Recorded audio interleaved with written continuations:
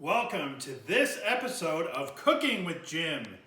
I want to thank all the first responders, police officers, firefighters, and all the essential workers, which by the way includes anyone who's in a grocery store, gas stations, anyone that's having to work during this difficult time. We really appreciate everything that you guys are doing.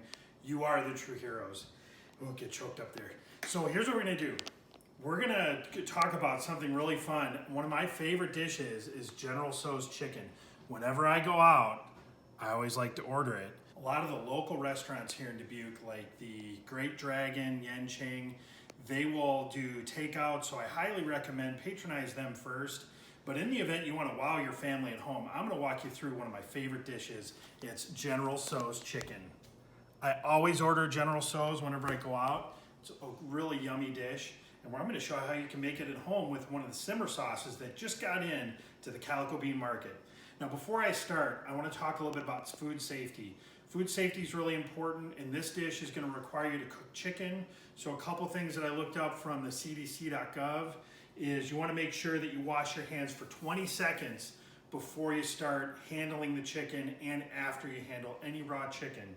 You want to make sure that you do not wash your chicken.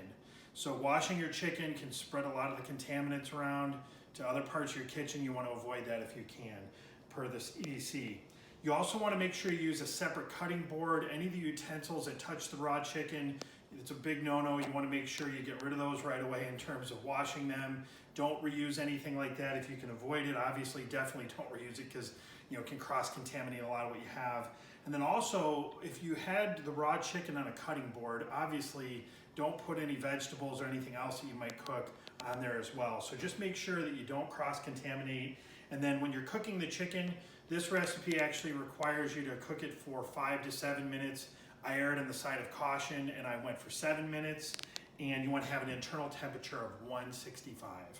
Okay, so then also when you're done with your chicken, anytime you're done eating it or serving it, you want to make sure that you want to refrigerate it or freeze it within 1 hour of when you serve it. And that's just another general guideline for safety. I'll post in the bottom of our links or wherever we're going to post this video the link to the CDC. It's always a great website to find a lot of great information, but especially when you talk about handling chicken, we want to make sure that you and your family are safe. Okay, so that's the disclaimer part. All right, so let's get down to the brass tacks here.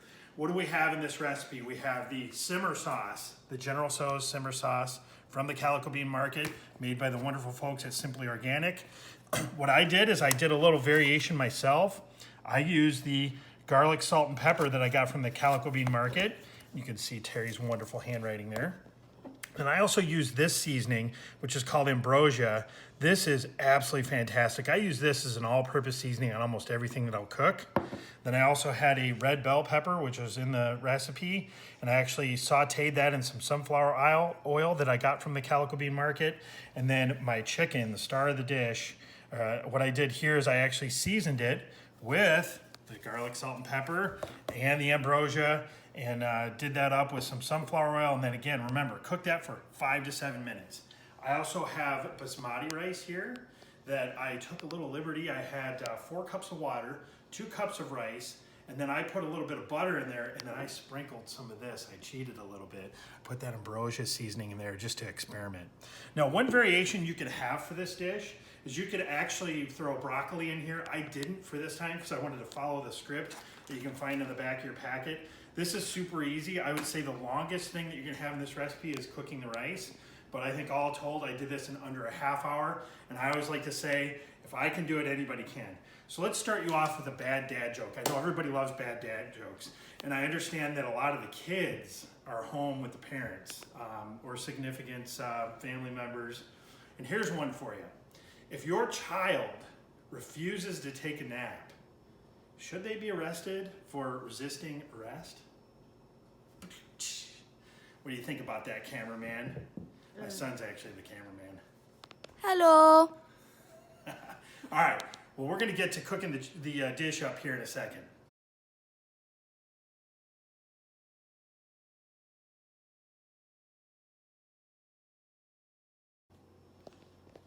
Got our cooked chicken in there, our red bell pepper that's sauteed, and now for the simmer sauce.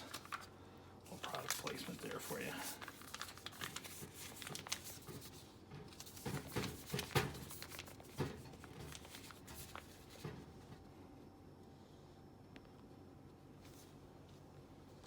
Caution, this may be spicy.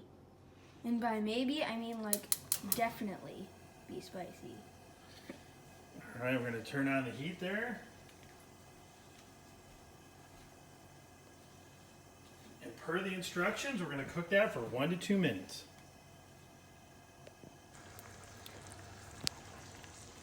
So this, ladies and gentlemen, is what the finished dish looks like all the way at the end of the cook. Now let's get to the plating.